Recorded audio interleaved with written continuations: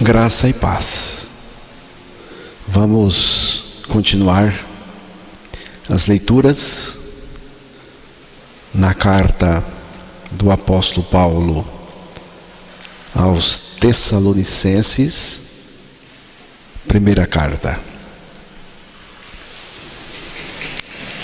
Hoje vamos considerar a partir do versículo 12 até o versículo 22. Estamos meditando e que Deus revele a sua palavra aos nossos corações.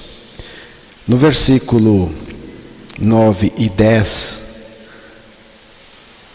do capítulo 5 da primeira carta aos Tessalonicenses, vamos ouvir essa leitura inicial do versículo 9 e 10, capítulo 5.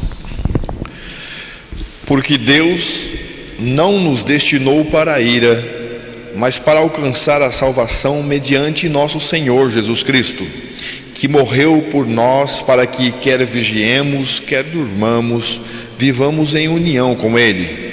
Consolai-vos, pois, uns aos outros e edificai-vos reciprocamente, como também estáis fazendo.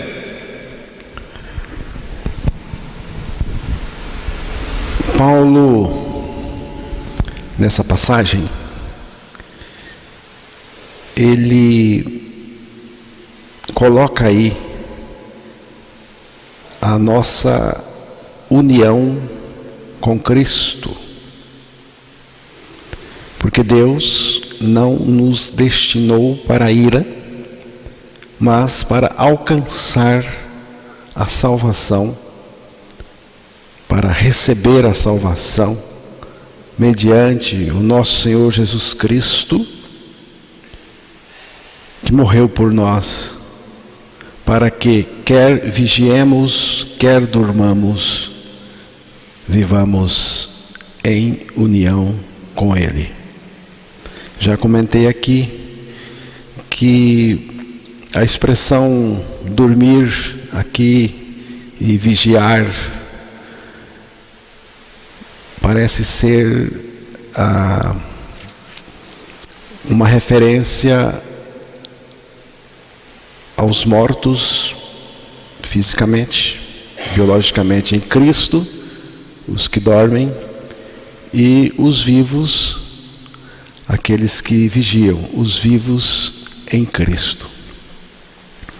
De qualquer forma, está aqui colocada a nossa união com Ele. Estamos unidos com Cristo desde o momento em que Ele nos atraiu assim na cruz. E nele ficamos, morremos com Ele, ressuscitamos com Ele. E Ele vive em nós a sua vida. Estamos em Cristo.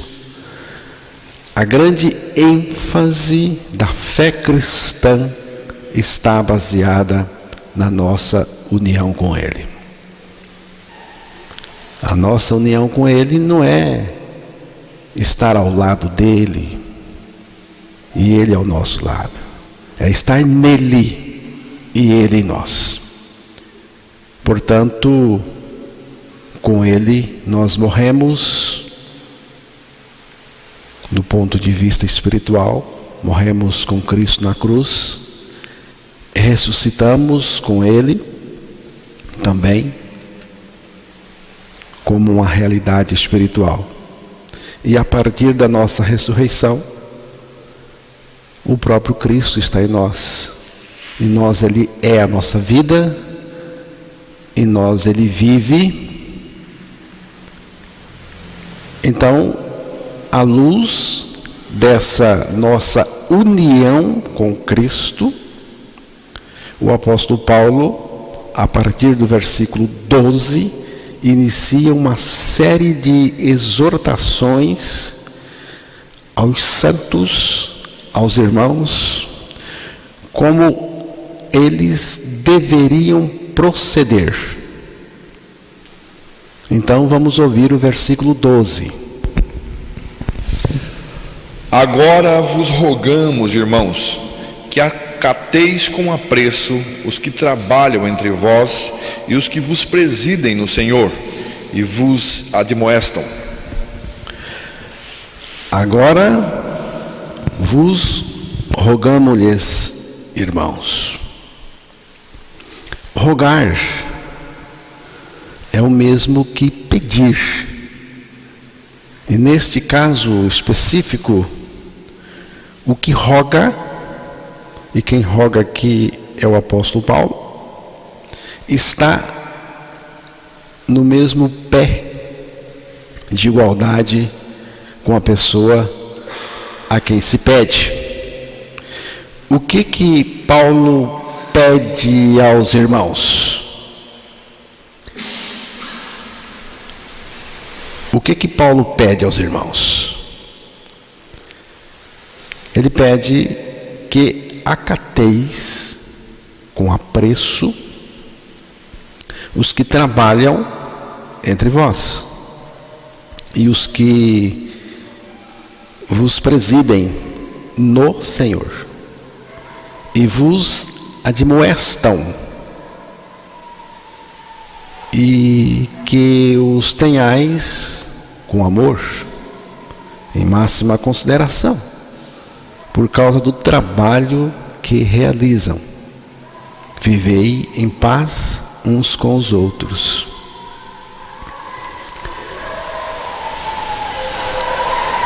Versículo 12 e 13 aqui. Ele está pedindo, é um pedido sobre aqueles irmãos que foram escolhidos, separados pelo Senhor para a obra do Senhor. Aqueles irmãos que trabalham entre os irmãos, que pregam a palavra, principalmente na pregação da palavra de Deus. Que esses irmãos sejam respeitados, considerados com amor, amizade principalmente. E a frase interessante aqui que ele coloca na sequência é: vivei em paz uns com os outros. Isso deve significar o seguinte: parem com as queixas, parem com as acusações, parem com as críticas, porque assim você não vai viver em paz com ninguém. Ao invés disso, seguir suas instruções, acatai as exortações, desde que sejam instruções, exortações originárias da palavra de Deus, a própria palavra de Deus. Acatar a palavra de Deus, os ensinos, admoestações, exortações, é muito saudável. Se fosse você, eu acataria. Versículo 14.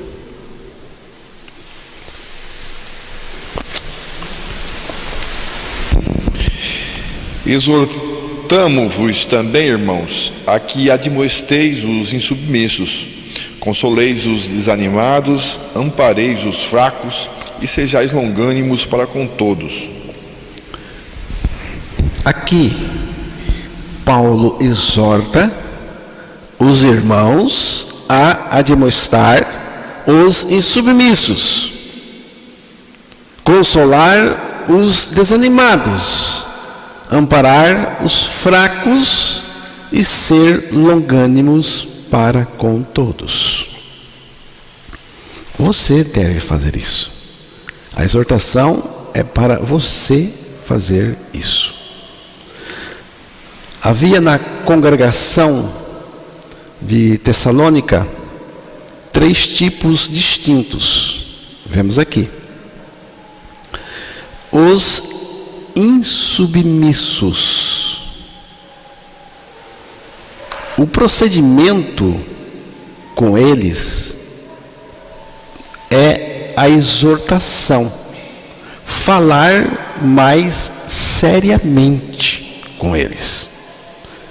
Se alguém é insubmisso, o primeiro tratamento que devemos dar é exortar, falar de uma maneira mais séria com ele. Depois de ser devidamente exortado, e a pessoa continua insubmissa, continua na insubmissão. Insubmissão aqui é a palavra de Deus, ao próprio Deus. Então, essa pessoa está precisando de ser regenerada. Os desanimados, qual é o procedimento com eles? O consolo, encorajá-los. É assim que se trata com os desanimados. Irmãos, há uma tendência ao desânimo ou desfalecimento no processo da vida humana. Tudo no universo de Deus tem uma decrepitude, um envelhecimento natural. Há uma fraqueza que faz a matéria envelhecer naturalmente. A matéria vai perdendo sua energia, sua força até acabar. A vida física, com o passar do tempo, ela vai ficando apática. Observe as crianças. São dinâmicas, ágeis, se movimenta o tempo todo de um lado para o outro, não para, parece que não cansa. Normal. Se não for assim, não é criança, ou está doente. Mas ela vai crescendo, envelhecendo, e ao passo que ela vai crescendo, envelhecendo, vai diminuindo esse dinamismo. Vai diminuindo, até parar de vez. Você já foi assim.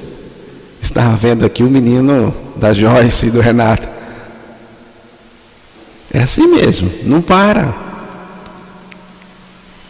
Mas você já parou, está quietinho aí no banco, e vai chegar um momento que você vai nem se mexer mais.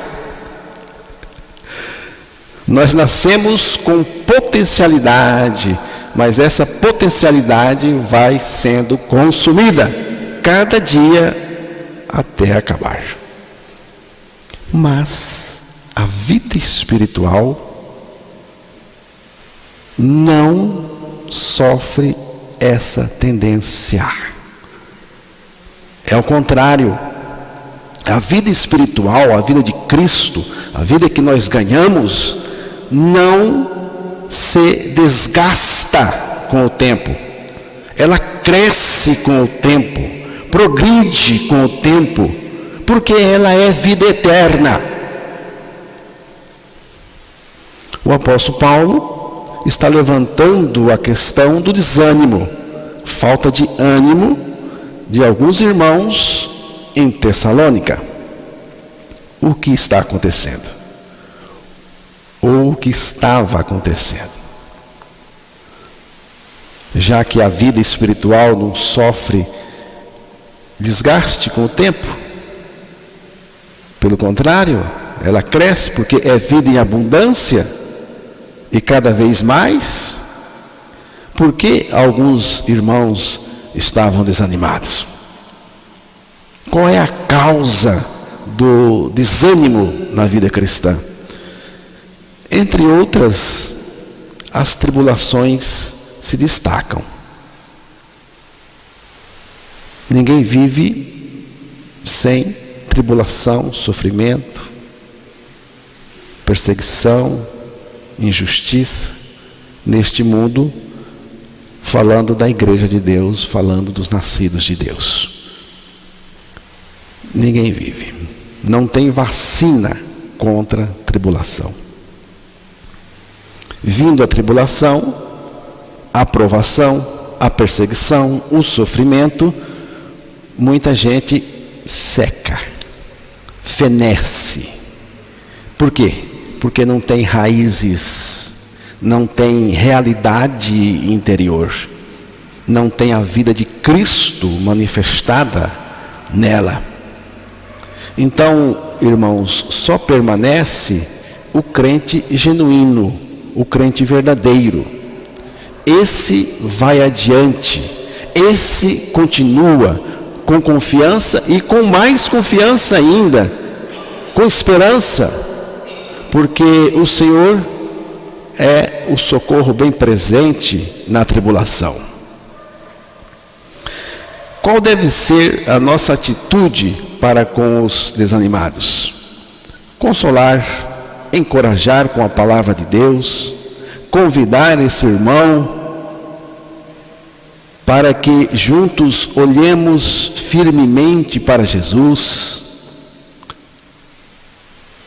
Temos que olhar para o Calvário, onde Cristo foi crucificado, nós também fomos com Ele.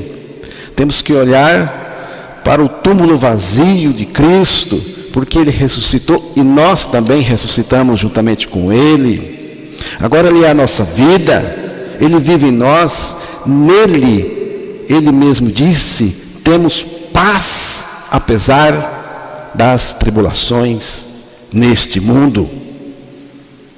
Temos que olhar para a palavra de Deus, a palavra de Deus que garante que aqueles que dormem, que morreram fisicamente em Cristo, e nós os vivos que estamos neste mundo sofrendo, seremos transformados e arrebatados na vinda do Senhor para o encontro com Ele, e assim estarmos para sempre com Ele. Isso consola, irmãos. Isso consola. Se você é nova criatura em Cristo, e mesmo assim você está um pouco desanimado por causa da tribulação, do sofrimento,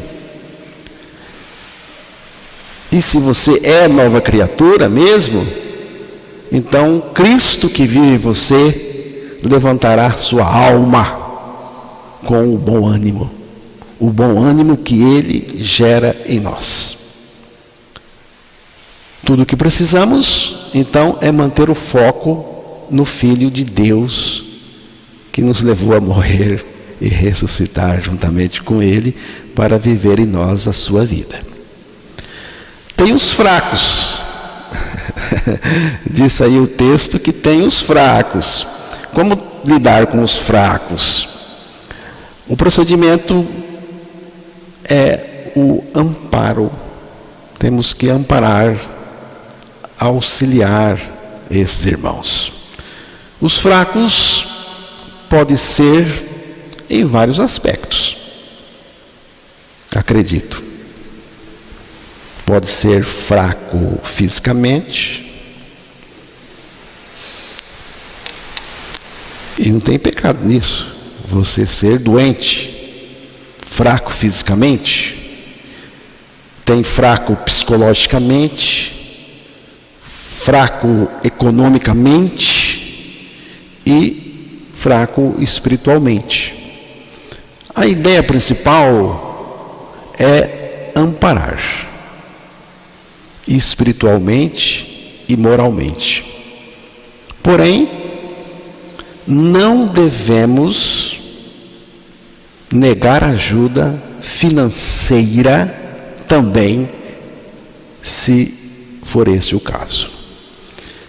E ele então diz: ser longânimo com todos. O longânimo vai longe, porque tem paciência. Aquele fulano que não tem jeito mesmo. Tem gente que não tem jeito. Aquele irmão não está difícil, mas precisamos esticar um pouco mais, caminhar um pouco mais. Não podemos desistir facilmente de alguém.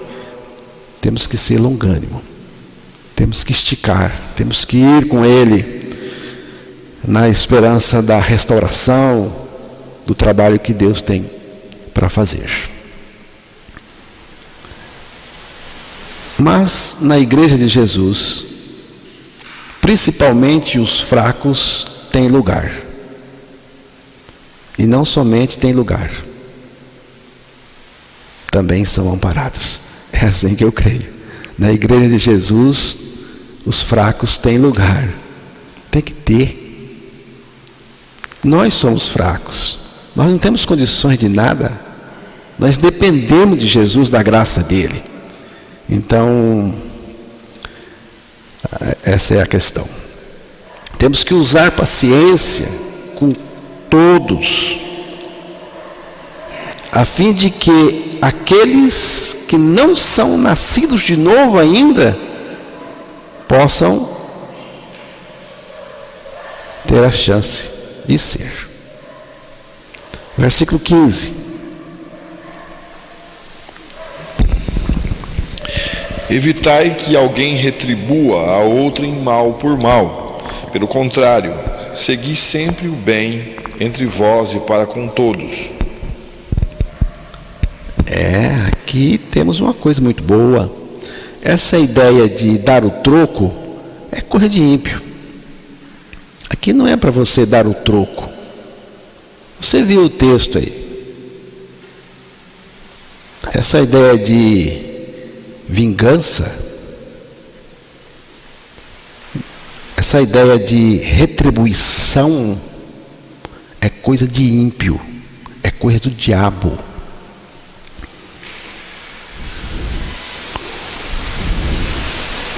Esse pensamento de retribuição é reprovado pela palavra de Deus.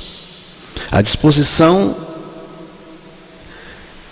deve estar voltada sempre para fazer o bem uns aos outros e a todos, não só aqui, mas fora daqui.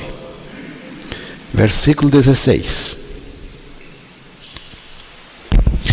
Regozijai-vos sempre. Regozijai-vos sempre. O regozijo constante só é possível porque Cristo é a fonte desse regozijo. Se Cristo não for a fonte, não for a nossa alegria, se Ele não estiver em nós, vai ficar difícil. Então, irmãos, mesmo nas circunstâncias mais adversas, o regozijo, o gozo interior é uma realidade por causa de Cristo. O que Deus espera de uma pessoa regenerada? O que Deus espera de você que nasceu de novo? Alegrai-vos sempre, regozijai-vos sempre. Então, a alegria do liberto não depende das circunstâncias, principalmente aquelas favoráveis. Não depende. Repare bem o advérbio de tempo, sempre. Essa alegria é indestrutível. É uma alegria indestrutível. Ninguém pode destruir, porque é Jesus, a alegria dos homens, A minha alegria é Ele. Cristo nos torna alegres interiormente, porque a cara pode estar sofrendo, mas o coração está alegre. Pode ter dor, sofrimento, mas o coração, o espírito, ali tem alegria. Versículo 17. Orai sem cessar. Esse versículo mostra que a oração deve ser uma atitude constante do crente, porque é sem cessar. Não é que você toda hora está falando, orando com palavras. Não é isso. É uma atitude espiritual, uma prontidão voltada para Deus. Esse versículo mostra que a oração deve ser uma atitude contínua do crente. O crente deve manter um espírito contínuo de oração. Orar sem cessar, então, não significa estar sempre pronunciando orações. Significa estar sempre voltado para Deus. O crente em Jesus vive tal comunhão com Ele. Está voltado para Ele.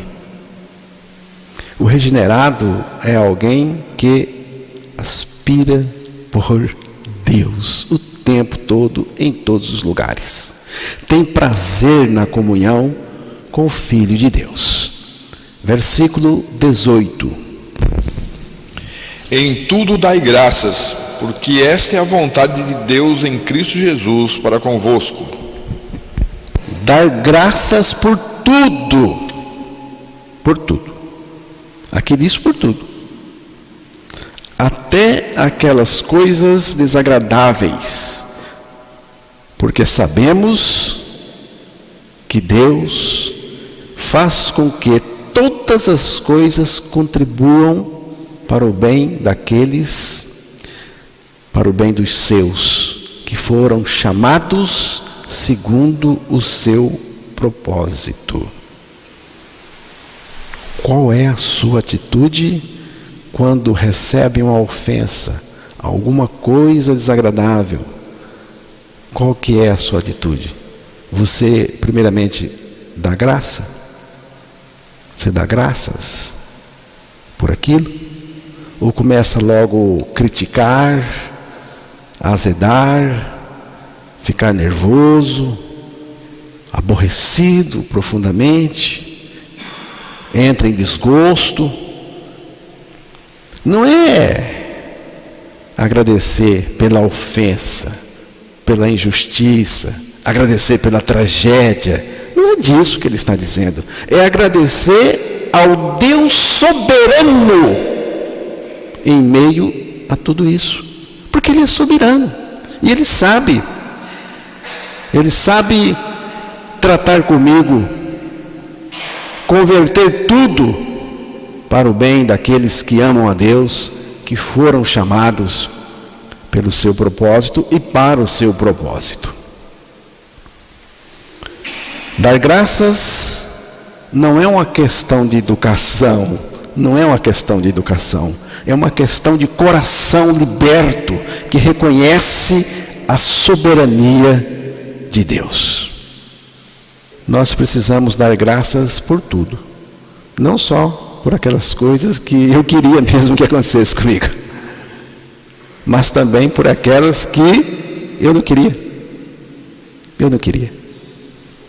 Mas reconheço que Deus é soberano, então eu vou agradecer a Ele.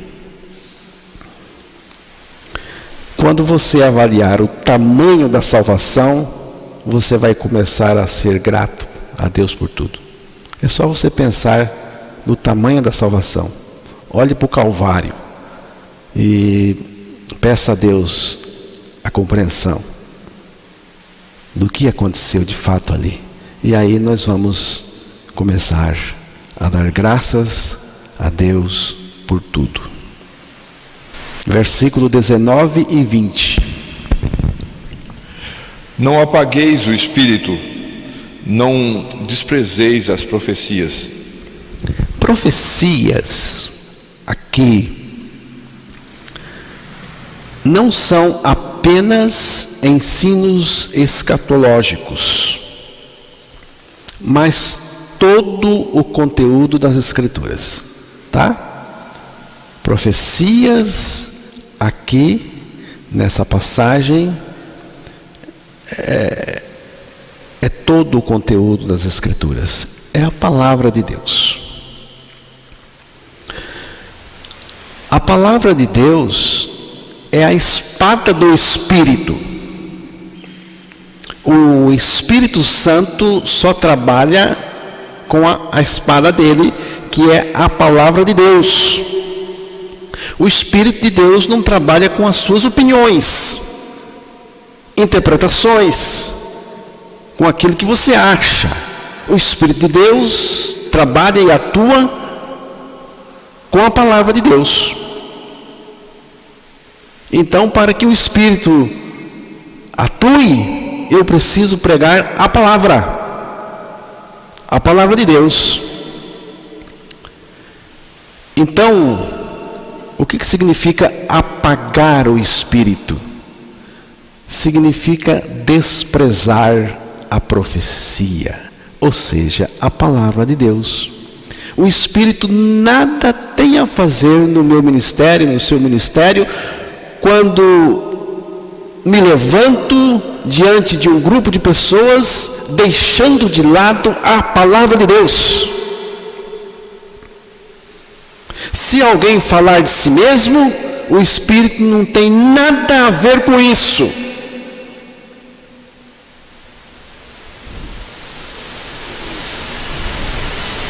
Se o que você está pregando não é a palavra de Deus, o Espírito se apaga, não aparece, não atua, não tem responsabilidade de confirmar aquilo que você está pregando, dizendo. O Espírito de Deus não tem responsabilidade, não tem compromisso de confirmar aquilo que ele não inspirou. Isso é apagar o Espírito. Então, apagar o Espírito é querer que ele atue fora da palavra de Deus. Ele não vai, de jeito nenhum. Versículo 21. Julgai todas as coisas, retende o que é bom. Então, irmãos, nós precisamos fazer uma verificação à luz da palavra de Deus. A grande necessidade nossa é saber discernir entre aquilo que é verdadeiro e aquilo que não é. Precisamos julgar com a capacidade dada por Deus, à luz da palavra de Deus, principalmente as mensagens, as pregações. Verificar se a coisa é genuína ou não. E o crivo para o julgamento é a palavra de Deus. Tudo tem que ser submetido ao exame da palavra. Se passar pelo crivo da palavra, então podemos reconhecer como genuíno, principalmente as pregações e os ensinos. Versículo 22. Abstende-vos de toda a forma de mal. Este texto, esta passagem, pode ser uma referência às doutrinas e ensinos falsos de origem maligna, mas também a toda prática má, de natureza ou condição má, pecaminosa.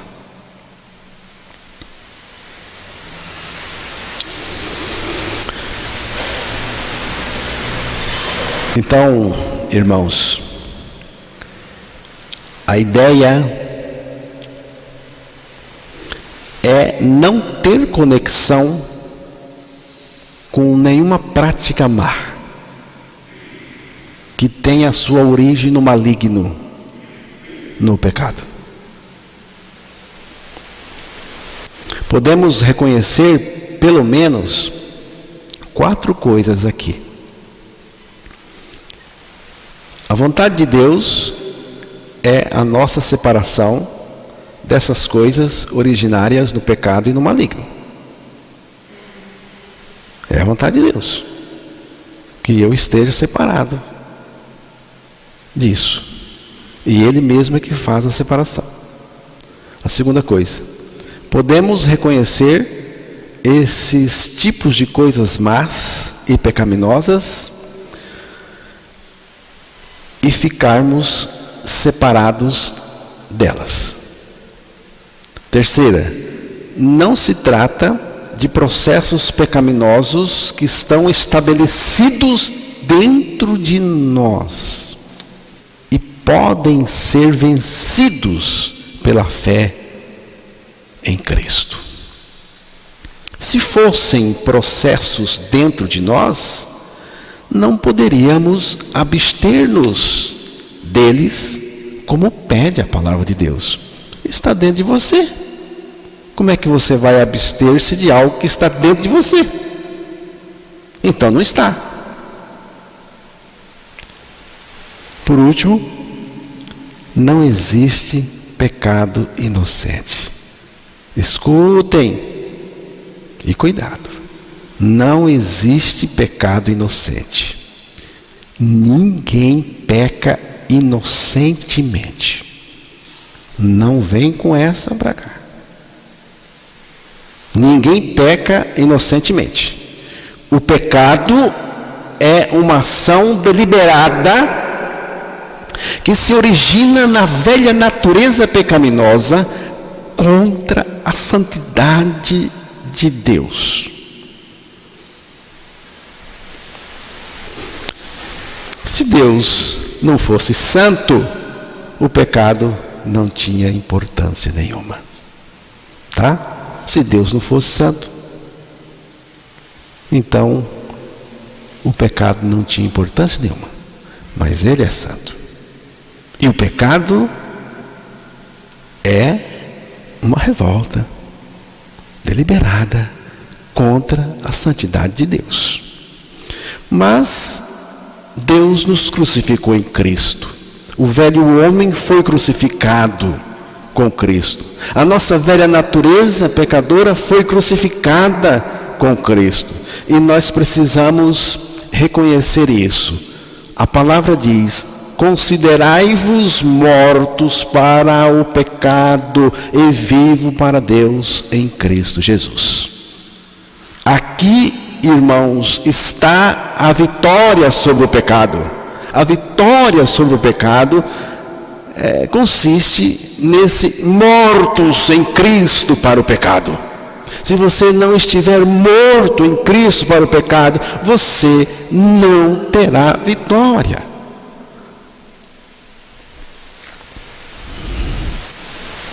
O pecado não é uma fraqueza. Também não é um momento infeliz da pessoa.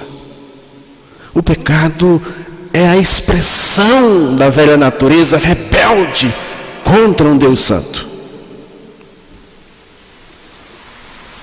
Aqui nós vemos a obra de Cristo na cruz, nos fazendo morrer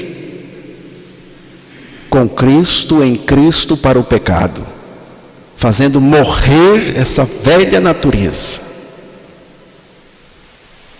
Esse ponto é muito importante você saber e crer. É muito importante. Nós morremos com Cristo para o pecado. Você precisa saber disso, você precisa crer nisso. Porque isso é a sua separação do pecado. Não tem outra maneira de vencer o pecado. Se você quer vencer o pecado, terá que ser pela sua morte em Cristo para o pecado. Com Cristo também fomos ressuscitados. E agora Ele está em nós, Ele é a nossa vida, Ele produz santidade no nosso interior, porque é uma santidade de dentro para fora, e Jesus é a fonte da nossa santidade. Atos capítulo 26, versículo 18.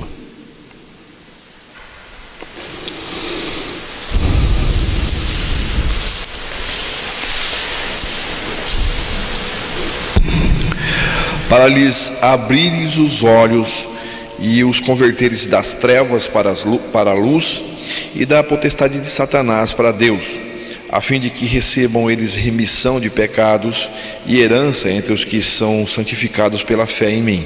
Primeiro, remissão de pecados. Primeiro é preciso tratar o pecado na nossa vida.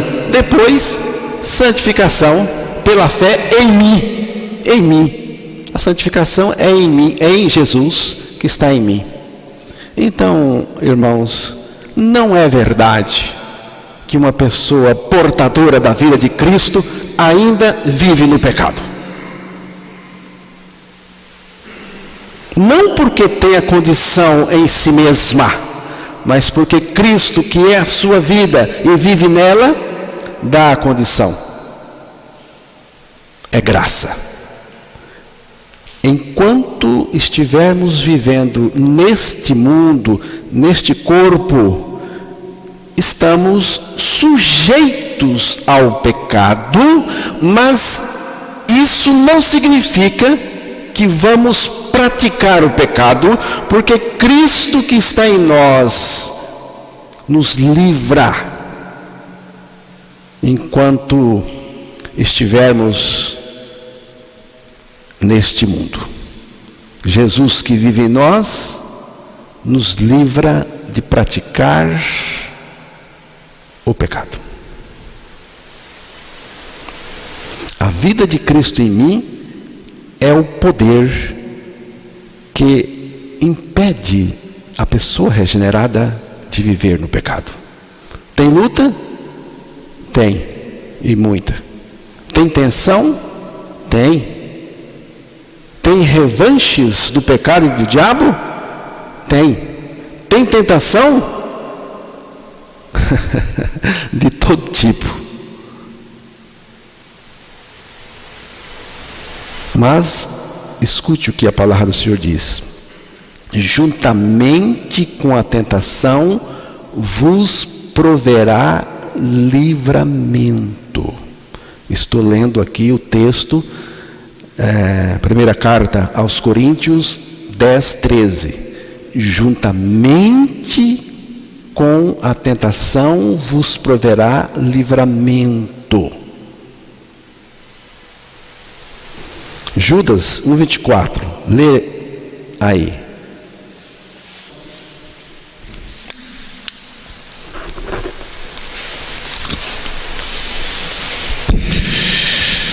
Ora, aquele que é poderoso para vos guardar de tropeços e para vos apresentar com exultação, imaculados diante da sua glória. Vamos analisar aqui, começando com a palavra guardar. Ora, aquele que é poderoso para vos guardar de tropeçar. Guardar, vigiar, manter o olhar sobre. Olha que coisa linda. Jesus mantém o olhar dele sobre os seus. Ele vigia os seus. Significa guardar uma pessoa ou coisa para que permaneça segura, protegida, livre de sofrer uma violência, uma queda. É o trabalho de Jesus com os seus. Cristo guarda a pessoa não de sofrer a tentação, mas de cair nessa tentação, nesse pecado, que é a expressão na sequência. Ele é poderoso para guardar de tropeço. A ideia é que ele faz a pessoa permanecer firme, em pé, não deixa tropeçar, não deixa cair. Ele é poderoso para não deixar você tropeçar, cair no pecado. Ele é poderoso para levantar uma pessoa que caiu, que tropeçou e caiu. Ele é poderoso para ir lá e levantar, restaurar profundamente. Mas aqui está dizendo que ele é poderoso para não deixar cair. É o que está escrito aí.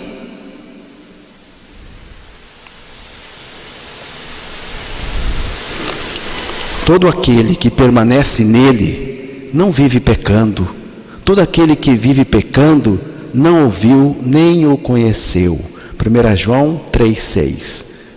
Aquele que pratica o pecado procede do diabo, porque o diabo vive pecando desde o princípio. Para isto se manifestou o Filho de Deus, para destruir as obras do diabo. 1 João 3,8. Todo aquele que é nascido de Deus não vive na prática do pecado, pois o que permanece nele é a divina semente. Ora, esse não pode viver pecando, porque é nascido de Deus. 1 João 3,9. Sabemos que todo aquele que é nascido de Deus não vive em pecado. Antes, aquele, e aqui está com letra maiúscula, aquele que nasceu de Deus o guarda, e o maligno não lhe toca. Então, irmãos, a vida de Cristo é suficiente para nos guardar do pecado neste mundo. É graça perfeita.